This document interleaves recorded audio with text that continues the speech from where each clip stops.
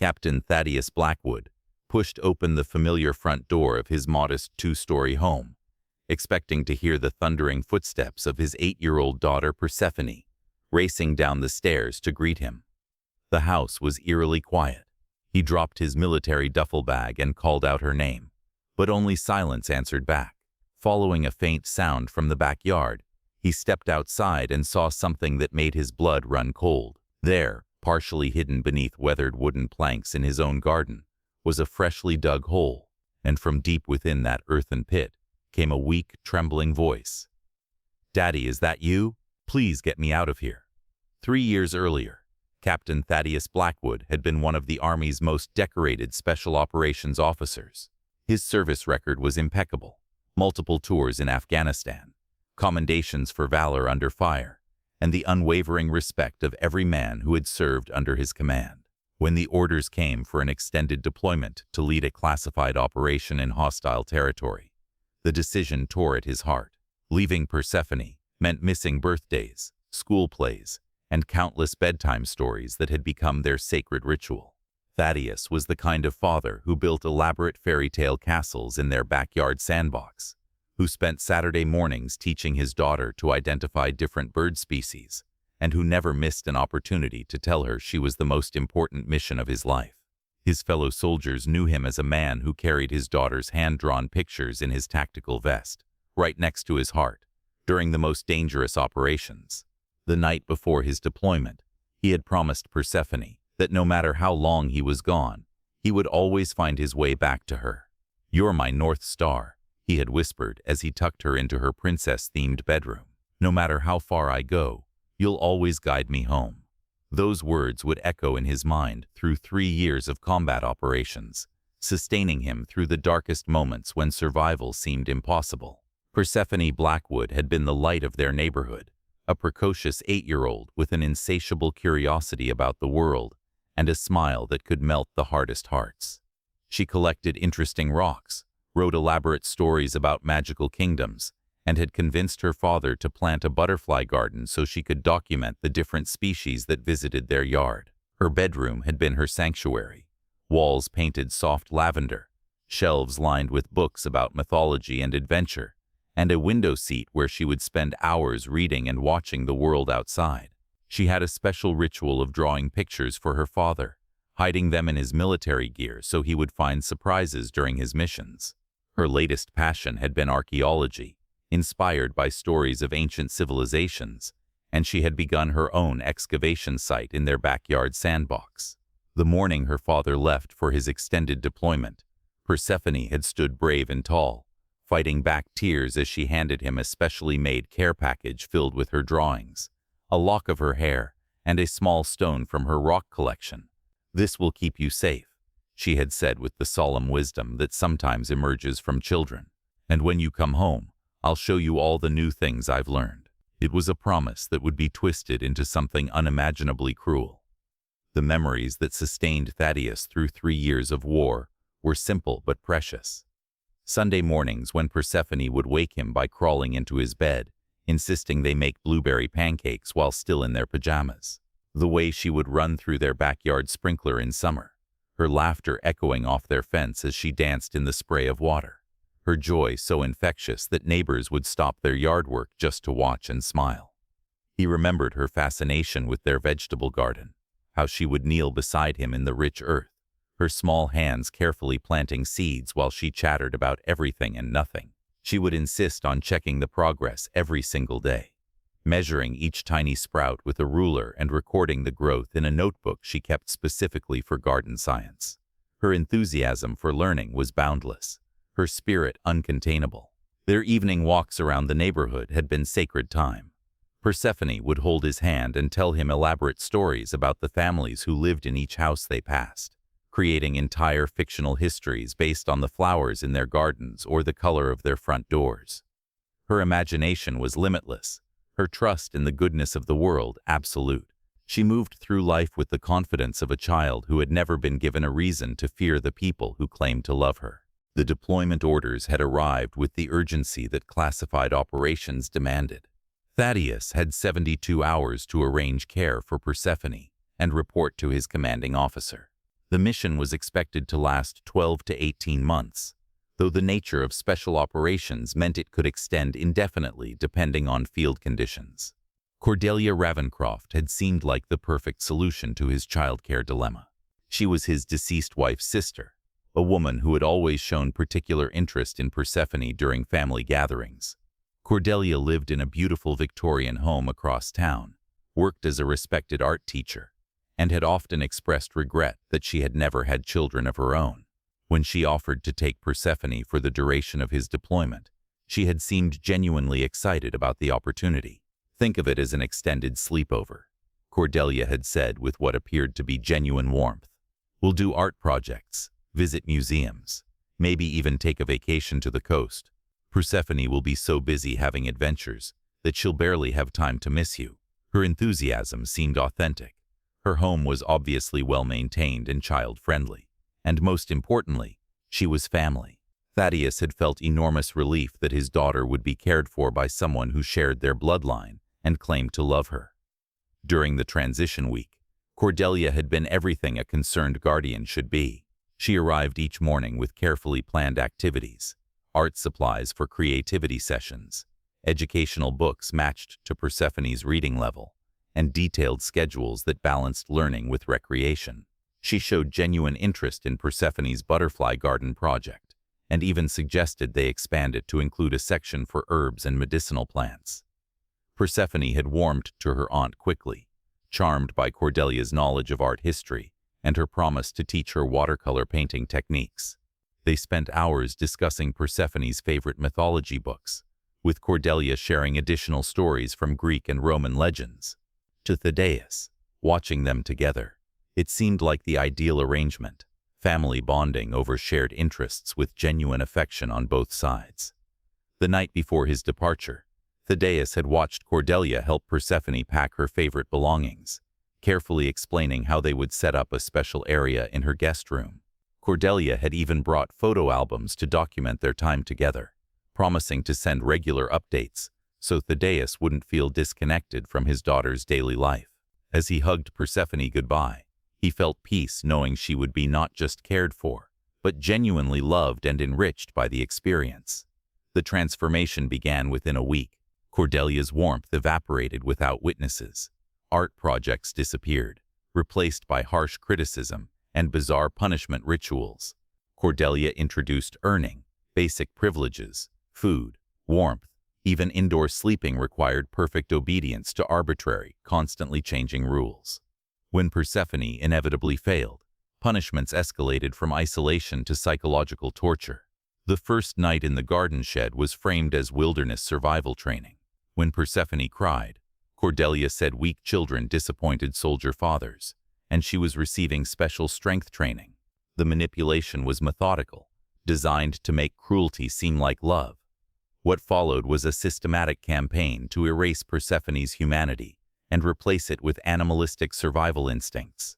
Cordelia began construction of what she called Persephone's special bedroom, a hole dug deep into the backyard earth, lined with plastic sheeting and covered with wooden planks. This underground prison became Persephone's primary living space, a place where she existed in perpetual darkness and dampness. The psychological conditioning was even more devastating than the physical conditions. Cordelia convinced Persephone that her father had specifically requested this treatment, that it was military-style training to prepare her for his return. "Soldiers sleep in foxholes," Cordelia would say as she lowered food into the pit. "Your daddy wants you to be strong like him. This is how strong children live." Persephone's meals were reduced to scraps dropped into the hole, her communication with the outside world completely severed. She was told that if she ever tried to escape or tell anyone about her special training, her father would be killed by enemy forces as punishment for her weakness. The isolation was complete, the manipulation total, day by day. Persephone's memory of sunlight, warmth, and human kindness began to fade as she adapted to an existence that resembled burial more than childhood. The most insidious aspect was how Cordelia documented fake activities for Thaddeus, sending carefully staged photos that showed only Persephone's face, never her living conditions. Accompanied by fabricated stories about art classes and nature walks, that existed only in Cordelia's imagination. The deception was masterful, designed to maintain the illusion of care while hiding the systematic destruction of a child's spirit. Jasper Morrison lived behind Cordelia's property. As a retired construction worker, he noticed unusual night excavation, dirt carefully hauled away, and wooden structures covering something. Over months, he heard faint crying from the covered hole, always quickly silenced. Cordelia made odd-hour trips with buckets, but Persephone never appeared outside despite claims of outdoor play. Mrs. Chen, the postal carrier, noticed Persephone never appeared at windows or yard. Neighbors' concerns were real, but without concrete evidence, they convinced themselves suspicions were unfounded. From Afghanistan, Thaddeus felt growing anxiety about his daughter's situation. Their communications became troubling. Cordelia had elaborate excuses why Persephone couldn't talk, and when she did speak, her voice sounded hollow, fearful. The photographs Cordelia sent felt wrong. They showed Persephone's face but never her surroundings, never the activities described. Her expressions seemed guarded, haunted, completely unlike the joyful child he remembered. His commander noticed the change. "You used to light up mentioning your daughter," she observed. "Now you look like you're bracing for bad news." Every parental instinct screamed warnings that something was fundamentally wrong. The final breaking point came during what would be their last phone conversation. When Cordelia put Persephone on the line, her voice was barely audible, and she sounded genuinely frightened. "Daddy," she had whispered, the words rushing together as if she were running out of time. "I live underground now. Aunt Cordelia says it's what soldiers' children do, but I'm scared of the dark, and it's so cold." The line went dead before he could respond. Those words haunted Thaddeus. "I live underground now." What could that possibly mean? Why would his daughter be living underground? The questions consumed him until he made a decision that violated every protocol of his military service. He submitted an emergency family leave request, and when it was initially denied due to operational requirements, he made the choice to go absent without official leave. "Something's wrong with my daughter," he told Major Rodriguez as he prepared to abandon his post. "I can feel it in every fiber of my being. I have to go home, even if it means court-martial." Rodriguez understood the desperation of a father's instincts. She had children of her own, and she recognized the look of a parent who would sacrifice everything to protect their child. "Go," she said simply. "We'll handle the paperwork later. Bring your daughter home." The moment Thaddeus stepped into his backyard and saw the wooden planks arranged over freshly disturbed earth, his blood turned to ice. The construction was crude but deliberate, clearly designed to cover and contain something beneath the surface. When he heard that faint, terrified voice calling up from the darkness below, every muscle in his body tensed with a fury unlike anything he had experienced, even in combat.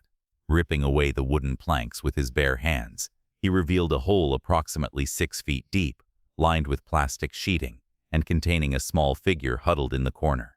Persephone looked up at him with eyes that had grown accustomed to perpetual darkness, her face gaunt from malnutrition, her clothes filthy and inadequate for the cold, damp conditions she had been forced to endure. "Daddy?" she whispered, her voice hoarse from disuse and the dampness of her underground prison. "Is it really you? I've been waiting so long. Aunt Cordelia said you wanted me to live like this, but I don't want to be underground anymore. I want to see the sun again." The words hit Thaddeus like physical blows, each syllable a testament to the systematic psychological and physical torture his daughter had endured. He immediately jumped into the pit, gathering Persephone in his arms and lifting her toward the surface. She was shockingly light, her body frail from months of inadequate nutrition and no exercise. As he held her against his chest, he could feel her trembling, not just from cold, but from the deep trauma of prolonged isolation and abuse. This was not his vibrant, curious daughter. This was a broken child who had been systematically degraded and terrorized by someone he had trusted with her life. "What the hell have you done?" Thaddeus roared as Cordelia appeared at the back door, her face cycling through surprise, calculation, and finally settling on indignant defensiveness. She had clearly not expected his return, and the sight of him holding Persephone in the bright sunlight exposed the full extent of her deception in ways that no amount of manipulation could explain away. "Thaddeus, you're home early," she said. her voice attempting to maintain its usual controlled pleasantness. Persephone was just playing in her special fort. You know how imaginative children can be. She insisted on camping outside. I was actually trying to convince her to come back inside. The lies flowed smoothly, practiced and rehearsed, but they crumbled against the evidence of what he had witnessed. Thaddeus looked down at his daughter, noting her malnourished appearance, her fear of the daylight, the way she clung to him as if he were her only anchor to safety. "Playing," he repeated, his voice deadly quiet. "This is what you call playing. She's terrified of sunlight. She can barely stand. How long has she been living in that hole?" Cordelia's mask began to slip, revealing something cold and calculating beneath the surface. "Children need discipline," she snapped. "They need to learn their place in the world." She was becoming spoiled, entitled. "I gave her structure, taught her resilience. You should be grateful that I prepared her for the realities of life." The justification was delivered with the conviction of someone who genuinely believed her own twisted logic. The investigation that followed revealed the methodical nature of Cordelia's abuse. Medical examinations showed severe vitamin D deficiency from months without sunlight, muscle atrophy from confinement in the small space, and psychological trauma consistent with prolonged solitary confinement. The underground chamber had been designed not just to contain, but to sensory deprive. No natural light, minimal air circulation, and acoustic properties that muffled any calls for help. Cordelia's own journals, discovered hidden in her home, documented her twisted philosophy about strengthening children through systematic degradation. She had convinced herself that she was providing valuable training that would prepare Persephone for a harsh world. The entries revealed a woman who had developed elaborate justifications for sadistic treatment, viewing herself as a tough but necessary educator, rather than an abuser. Physical evidence included the construction materials for the underground prison, photographs that Cordelia had taken of Persephone's deteriorating condition, and correspondence with other individuals who shared her philosophy about hardening children through extreme measures. The case revealed not just individual cruelty, but a disturbing network of people who viewed child abuse as character building. Child psychologists who evaluated Persephone identified symptoms of complex trauma, including hypervigilance, fear of enclosed spaces, and regression in social and emotional development. The systematic nature of the abuse had been designed to break down her sense of self and replace it with learned helplessness. Recovery would require intensive therapy and careful rebuilding of her ability to trust and engage with the world. The legal battle was complicated by Cordelia's position in the community and her carefully constructed reputation as a devoted educator and family member. Her defense team argued that her methods were unorthodox but not criminal, claiming she was attempting to provide survival training that would benefit Persephone in the long term. They painted Thaddeus as an unstable veteran whose military service had compromised his judgment and ability to recognize legitimate childcare. However, the evidence was overwhelming, and expert testimony about the psychological and physical damage was unassailable. Medical professionals testified about the long-term effects of sensory deprivation and social isolation on developing children. Child psychologists explained how the systematic nature of the abuse constituted torture by any reasonable definition. The underground chamber itself served as Exhibit A, a purpose-built prison designed to contain and break a child's spirit. Thaddeus faced potential military charges for abandoning his post, but the circumstances of his daughter's rescue created a groundswell of public support. Veterans organizations rallied around him, providing legal assistance and media coverage that helped expose the case to national attention. The story of the special operations soldier who risked his career to save his daughter became a symbol of parental dedication and the importance of trusting instinctive concerns about child welfare. The revelation of Persephone's condition sent shockwaves through their community and beyond.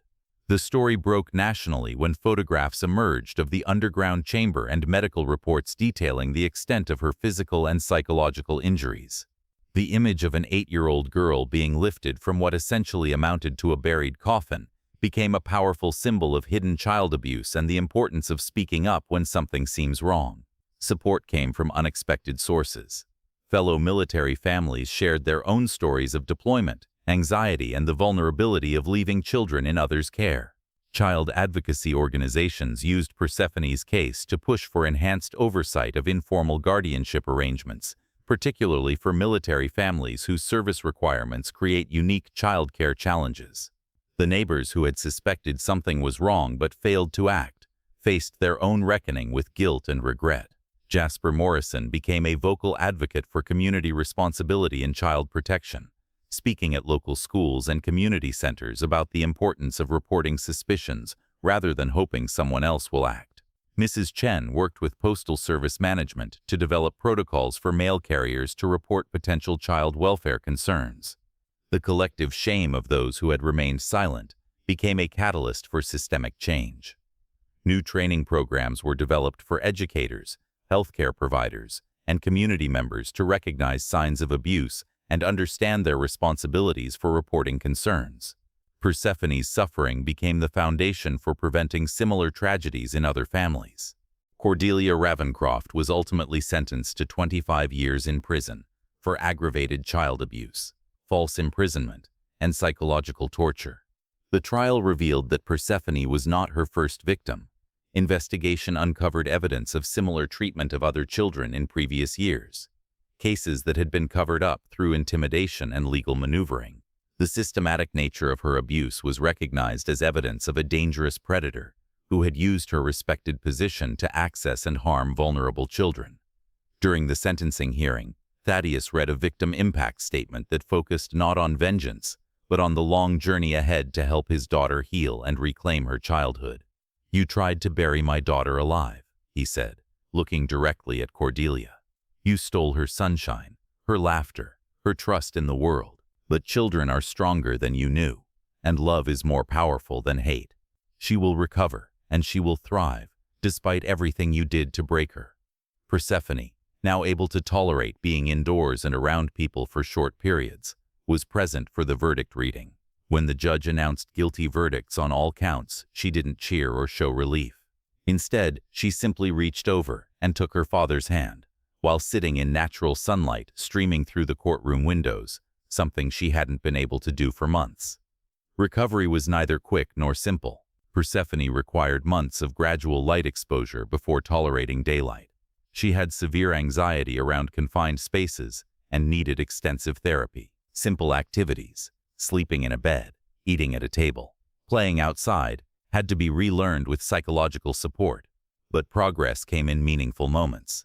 The first time she asked to sleep with her door open, the day she picked a garden flower because it was beautiful, the evening she asked to plant vegetables together, remembering their garden before deployment. Thaddeus learned patience. Understanding healing takes time. Some days brought setbacks and nightmares, but he never wavered in helping her reclaim not just life, but joy in living it. Professional therapy helped, but the most powerful healing came from the simple, consistent presence of unconditional love.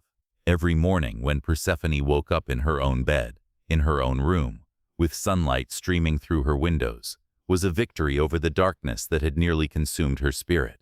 Today, Persephone Blackwood is a thriving teenager who volunteers with organizations that support child trauma survivors. She speaks at conferences about resilience and the importance of community vigilance in protecting vulnerable children. Her experience has inspired legislation improving oversight of childcare arrangements for deployed military personnel and enhanced training for recognizing signs of child abuse. Thaddeus remained in the military but became a passionate advocate for family support services and child protection protocols. His message to other service members is clear: trust your instincts. If something feels wrong, it probably is. No mission is more important than the safety of your child. Don't let protocol or distance prevent you from acting when every fiber of your being tells you something is wrong. Their backyard has been completely transformed. The site where Persephone's underground prison once existed is now a memorial garden filled with sunflowers, butterflies, and all the bright growing things that represent life emerging from darkness. They tend it together, father and daughter, as a reminder that even from the deepest holes, it's possible to climb back toward the light. This story serves as a stark reminder that evil can hide behind familiar faces and respected positions in the community. It shows us that child abuse can take forms we might never imagine, and that the most vulnerable children are often those whose circumstances make it difficult for them to speak up or be heard. But it also reminds us that love, vigilance, and the courage to act when something seems wrong can save lives and restore hope. The sound of a child's laughter in sunlight is now the most beautiful music in the world to Thaddeus Blackwood. And every evening when Persephone falls asleep in her comfortable bed, surrounded by books and bathed in gentle lamplight, both father and daughter are reminded that some battles are worth fighting, no matter the personal cost, because every child deserves to live above ground, in the light, surrounded by love and safety.